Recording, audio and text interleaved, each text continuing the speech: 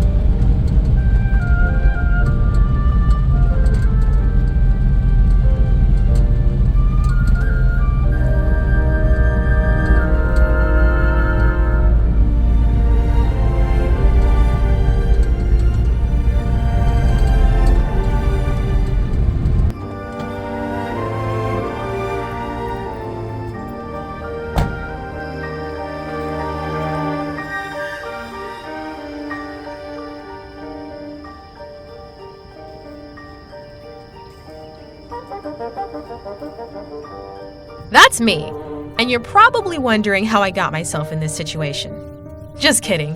Truth be told, it doesn't take the world's greatest to decipher how I'd end up in DC after literally applying to work here. Nor do I have any intentions of splicing in a quick montage of all the wacky hijinks I got up to at the nation's capital. Instead, I'll be answering the question you probably are wondering. What did I do while at the U.S. National Arboretum? And more importantly, what did I learn? The U.S. National Arboretum is 450 acres of pure magic split up into different collections.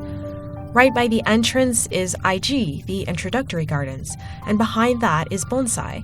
Keeping on the same road, you'll hit Friendship Garden, Azalea Collection, Boxwood, which is currently closed due to boxwood blight, and the Perennial Collection, which is also closed for the same reason. Between Azalea and the far right collections are Youth Garden, Fern Valley, and Herb Garden. Lastly, on the far right is Gotelli Conifer, Holly Magnolia, Dogwood, and right next to it, my favorite collection, the collection I spent 3 lovely months interning in, Asian Collection. On top of being a collection heavily focused on germplasm conservation, an aim that drove the intern project I was assigned while up here, it's also just a stunning collection.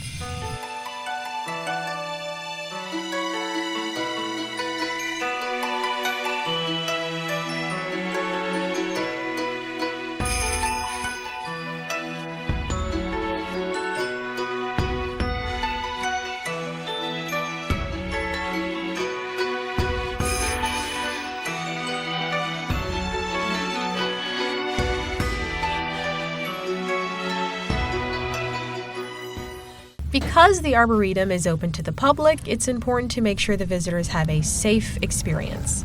On Mondays, I walk the paths and make sure there aren't any big sticks or obstructions in the way. On Fridays, me and John leaf blow all the paths in the collection. Leaf litter, both wet and dry, are a slipping hazard if they're allowed to build up. After heavy rains, I check the paths for gravel or mulch displacement and fallen trees. If too much gravel gets washed away, visitors might break an ankle in a pothole, and I don't need to explain why felled trees might be an issue. If the branch or tree is small, I can just throw it in the back of the mini truck. But if it's large, that requires a bit more active participation. Regular pruning is also important. Nobody likes an overgrown collection. Besides, there's always something that could get cut back or completely removed.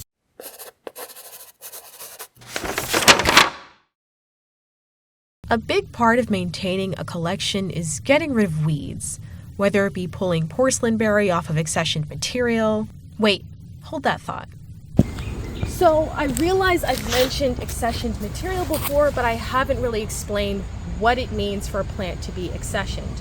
When a plant is accessioned, it's assigned a number with a letter qualifier at the end. This number corresponds to a ton of information that if you were to look this number up in one of the databases that stores the genetic information or material tied to plants in the National Arboretum, like BGBase or AID, you would see a lot of things, namely its scientific name, how it was sourced, so cultivated versus nursery versus wild collected, when it was added to the collection, where in the collection it is, and a couple of other things that might, help you understand its status. So it'll say, like, is it alive? Is it dead? There's another acronym for if you can't find it, you don't know where it is. And all of this is important because it helps us keep track of what plants are in the collection and how they're doing. Oftentimes, once a plant is accessioned, it will receive what's called an accession tag, which is a rectangular piece of metal with a lot of that information stamped onto it. That piece of metal will then be attached to the plant in question, either with some metal wire, or it will be attached to a metal stake and pounded into the ground in front of the plant in question. All right, back to the weeds. Hedging various climbers, trying to knock back kudzu in the floodplain, I spent a lot of time hedging, pulling, lopping, and going slowly insane removing weeds, some of which I didn't even realize was a weed. Oh, I found a tag! Ugh. Which one is this?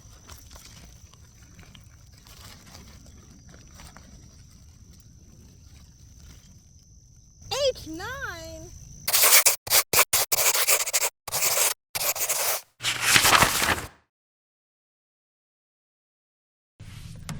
Remember earlier when I referenced an intern project?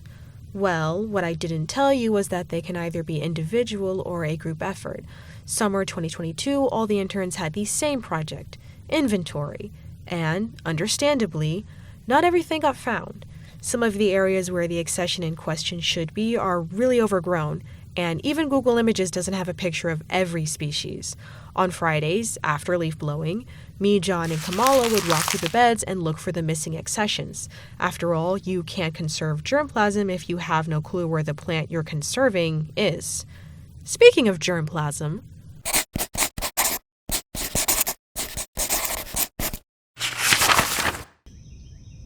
I alluded to this earlier when I said Asian collection is conservation heavy.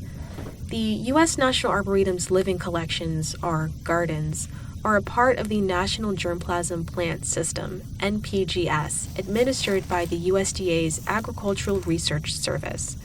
Repositories in the NPGS collect, characterize, conserve, and distribute plant material to researchers, botanical gardens, arboreta, and other professionals both in the U.S. and abroad.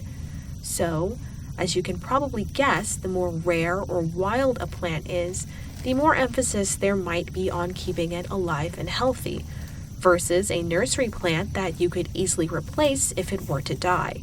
Enter Nakpak and Sabe. Early Asian collection was only comprised of Camellia collection and Asian Valley. In the 1980s, a joint collaboration between China and the U.S. led to the first collection trip in China by Westerners since the Chinese Revolution. It was a 3-month trip from mid-August to November and involved 13 botanists from 9 institutions in the U.S. and China. The group made a total of 621 germplasm collections and would go on to be known as SABE, or the Sino-American Botanical Expedition. Building on the success of SABE, In 1991, a group comprised of 8 institutions in the US and China was founded with the express purpose of facilitating the exchange of plant germplasm and knowledge between the two countries. NACPEC, or the North American China Plant Expedition Consortium, sponsored expeditions to various countries in Asia and one in the US. Of the 18 expeditions so far, the Arboretum has participated in 12 and collected over 1,300 accessions. This influx of plant material led to the creation of China Valley and Korean Hillside. All of that to say, 42% of the qualifiers in Asian collection are wild collected.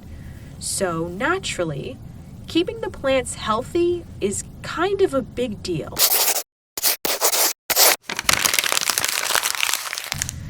This summer, 2023, every intern project was individualized, and mine was managing an Excel of all the plants in Asian collection that have seen better days. Specifically, once a plant was put on the list, it was my job to look up its location in Asian collection, preferred time of year for propagation, rooting hormone percentages, and any other qualifiers for that accession. Then I would go out and take cuttings to propagate it. After taking and sticking cuttings, I kept track of how they were doing under the comments column in the Excel. I also experimented with different ratios of auxin to see if I could influence some of the more recalcitrant cuttings to at least callus over. On the very last day of my internship, I presented my findings to the rest of the Arboretum and research unit. After that, I turned in my badge. My internship was effectively over.